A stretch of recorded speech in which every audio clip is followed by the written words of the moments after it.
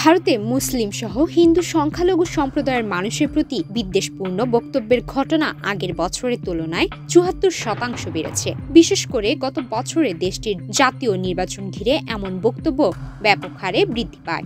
Washington ভিত্তিক গবেষণা সংস্থা ইন্ডিয়া হেট ল্যাব এক প্রতিবেদনে এ তথ্য জানিয়েছে। প্রতিবেদনে জানানো হয়, ঘৃণা ছড়ানো বক্তব্যগুলোর ৯৮%, ৫% সংখ্যালঘু মুসলিম ও খ্রিস্টানদের লক্ষ্য করে করা হয়েছে, আর পরোক্ষভাবে বিদ্বেষের শিকার হয়েছে ১০% খ্রিস্টান। সবচেয়ে বেশি বিদ্বেষমূলক বক্তব্য ছড়ানোর ঘটনা ঘটেছে ভারতের প্রধানমন্ত্রী নরেন্দ্র মোদীর বিজেপি শাসিত এলাকাগুলোতে। এ ধরনের বিদ্বেষমূলক বক্তব্য বাড়ার প্রবণতাকে ভীষণ উদ্বেগজনক বলে উল্লেখ করেছে ইন্ডিয়া হেট ল্যাব।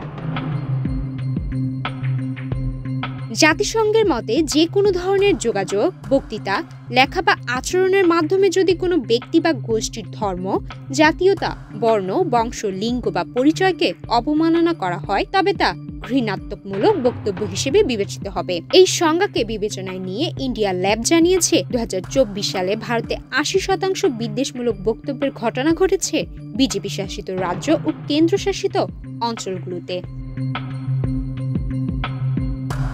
এসব ঘটনার সঙ্গে রাজনৈতিক ক্ষমতার স্পষ্ট সম্পর্ক রয়েছে বলে উল্লেখ করেন ইন্ডিয়া হেট ল্যাব। সংস্থাটি বলছে, ভারতের উত্তরপ্রদেশ, মহারাষ্ট্র ও মধ্যপ্রদেশ রাজ্য বিদ্বেষমূলক বক্তব্যের ঘটনায় সবচেয়ে এগিয়ে রয়েছে।